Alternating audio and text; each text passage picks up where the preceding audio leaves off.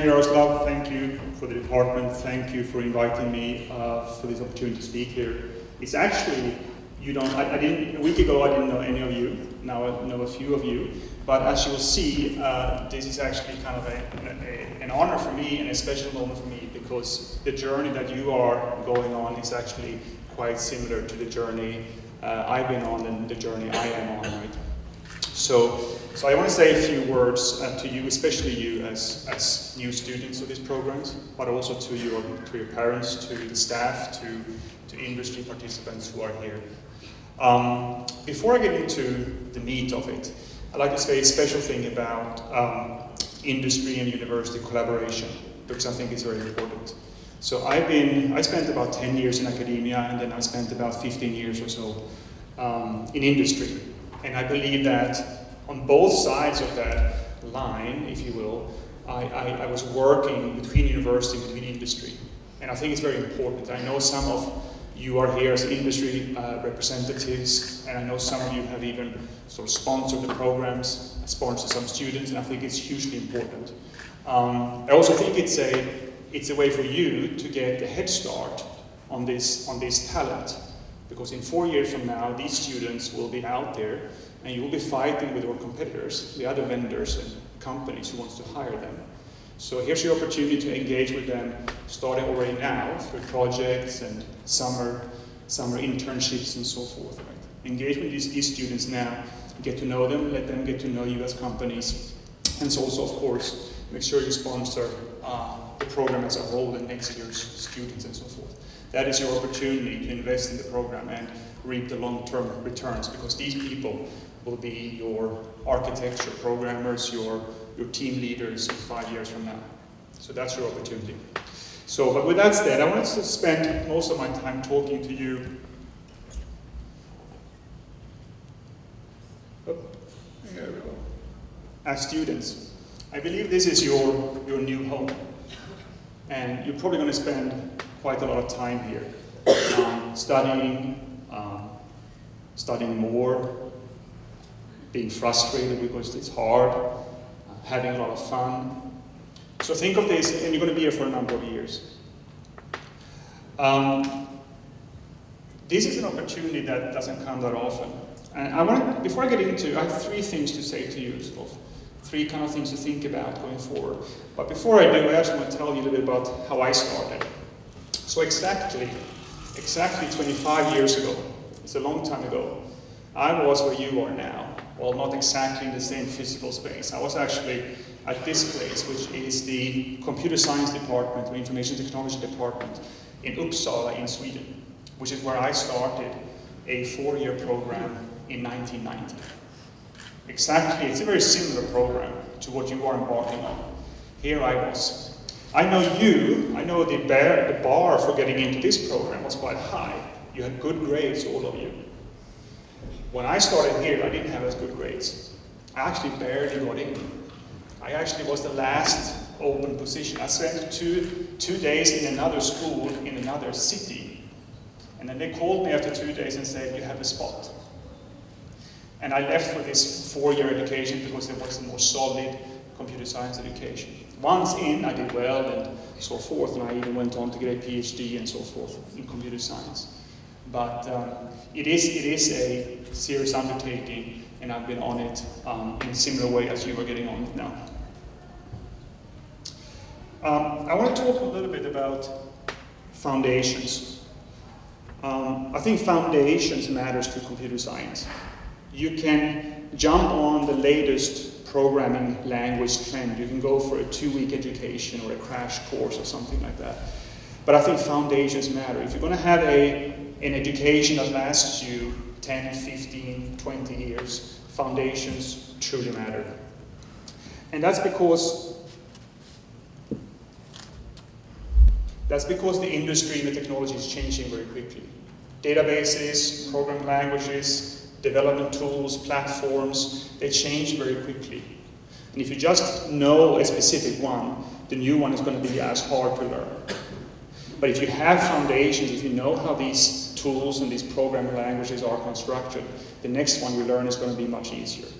So that I know you have in your curriculum, especially the first 2 years, a lot of math, quite a lot of theory, programming fundamentals. This is what, when I say foundations, that's what I mean. And it might, for some of you, you will breeze through the math, it will be simple. For some of you, it will be struggle. But don't give up on the foundations, because they really matter for the long term. That allows you to have a career 10, 20, 30 years from now, because foundations don't change as quickly as the technology does.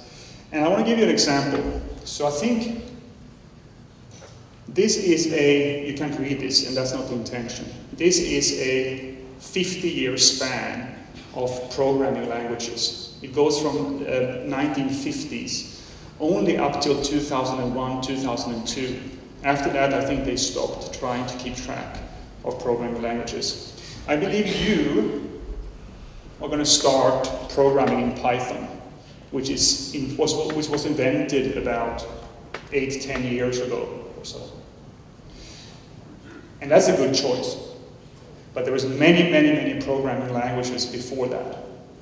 My first programming language was something called Lisp, or Common Lisp. How many of you have heard of Common Lisp or Lisp? Oh, great, I'm not alone. So this is, yeah. So it's a very different programming language from Python. It was invented 45 or so years earlier than Python. So this was invented in the late 1950s. We actually did have computers then, barely. It had a very weird syntax, by the way, but it was one of the first functional programming languages. This was the first textbook I had. And it was not just a textbook in Lisp, it was actually a textbook in fundamental programming languages. And this book was 12 years old when I started reading it in 1990. But so it was written in 1978, which for you is like prehistoric, right? This is your dad's grandma's time or something like that. So it was an old book already then when I started reading it. And by now it's of course even older. But so I was curious. I looked up today just to see if people are still using this book. And I found that on Amazon, it has a 4 5-star reviews. And the last review of this book is from 2008, which is 30 years after the book was written. So it just tells you something, that some things, some fundamentals of programming languages, for example, they don't come and go with the syntax of programming languages. They remain, right, solid. And they will, so if you learn something now, 30 years later, you can still leverage that. I bet you, once you become experts on Python, we can have a conversation about some characteristics of Python, such as static versus dynamic binding. We can talk about data structures, lists versus trees, and recursion versus iteration, and so forth. We can have these conversations. And I might think about Lisp as a syntax, and you will think about Python as a syntax. So appearance is one thing, fundamental is another thing. So foundations matter, and what I just said about programming languages holds for databases, development platforms, development tools, applications, and a wide range of technology, networking, and so forth. The second thing I want to talk about is about thinking global and being global. The thing with IT is that it's a fast-moving space, but it's also a very global space. It's not a thing that you can just live in isolation. The technology, the products, the talent, people like yourself, they are spread globally. So if something happens in the US or something happens in China, it happens here as well. And this is something to sort of think about and plan for. So put that in your mind. And by the way, this is kind of the wrong symbolism, right? Because taking out your brain is not what I'm suggesting you should do. I'm just saying that think globally, engage globally, engage in online communities I saw, for example, we have some special interest groups, I think, around robotics and natural language processing and so forth. If you're interested in those things, there's plenty of communities of people internationally, of course, with lots of knowledge, lots of people, lots of networks you can build. So also when you have guest professors or speakers coming in from abroad, engage with them, build your networks, get on LinkedIn, and so forth. It's important, right? And it's important to be kind of thinking global and being global when you're in IT. And the third and last thing I want to talk about is a little bit about careers and so forth. Maybe you have something in mind. Maybe you know you're going to be programming web applications or mobile apps or work with natural language processing or cognitive computing, as we call it in IBM. Maybe you have a great idea about what you're going to do. Software architect, or maybe you're going to be a technical seller or whatever. You don't know these things yet. I would posit you don't know exactly what's going to happen yet. I've personally been a researcher. I've been a programmer, a developer. I've been a technical seller for many years. Fantastic job, by the way. I've been a product manager for a decade. I've been dabbling a bit with consultancy and so forth. And all these things I were able to do because I had a foundational education that helped me move between roles and new technologies and so forth. So that's one type of career you can have. You can be the jack of all trades. You can switch between roles and companies and countries and so forth.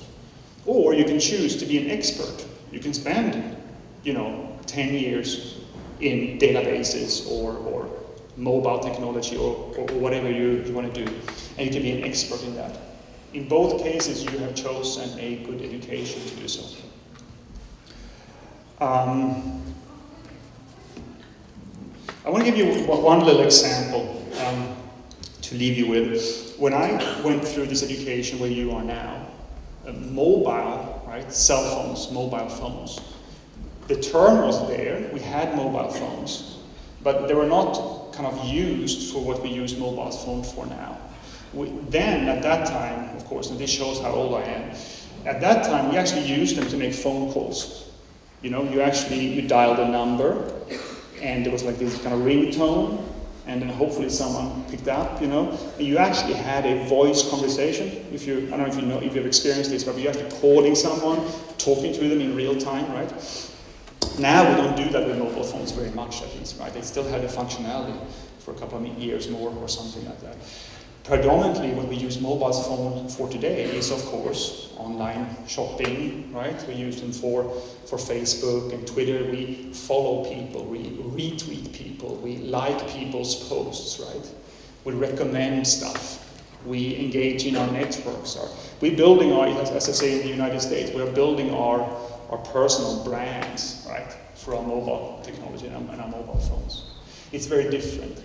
And the cool thing is this, 10 years from now, we're going to have new behaviors that we don't have today. We're going to have new technology, and you guys will be part of developing that technology and allowing sort of society and our world to actually do new things. And that is the cool thing about being in such a fast-moving space as IT. So I just want to leave you with those three things. Even if it's hard sometimes, don't forget the foundations. The fundamentals you're learning, especially the first year or two, might be tough. Never give up. Never give up on those. Help each other get through it, because it helps you in courses years 2 and 3, and it helps you have a long-term career. Secondarily, think global, engage globally. Get into the online communities, learn English really well, engage globally, engage with people who come here, because it's really important to have that in mind. Even if you end up having a career just here, that's great. You'll still be having a global interaction with people from all over. And third, you don't know yet exactly what role you're going to have, and that is a good thing. There's lots of different variations, lots of different cool things to do in IT today. So embrace that and prepare for that. Even today, if a course might not be exactly what you think you're going to be using it for the next year, it still might help you in 5, 6 years from now when you're changing your career or changing country or changing technology. So it is a great thing to be preparing for change. So that's all I want to say. I just want to say thank you. And in many ways, I envy you. And I told Jaroslav yesterday, I envy him being able to build a new thing, because I like building things. Building something new, whether that's a product or a department or something, is really a lot of fun. And I envy you as students for starting on a journey which you don't know exactly where it will end yet. So thank you very much for the opportunity for coming here, and ever onwards, as people say.